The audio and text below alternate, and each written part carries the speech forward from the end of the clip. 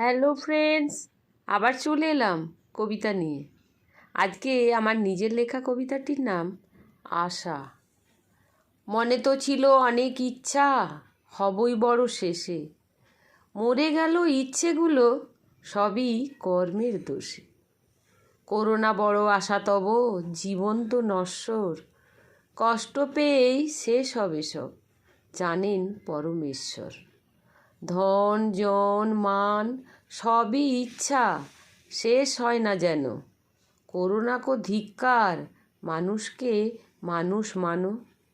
সৃষ্টি করে ঈশ্বর আর মানুষ করে যত্ন, যেন সার্থক হয় জীবন তোমার, পেয়ে আসার রত্ন।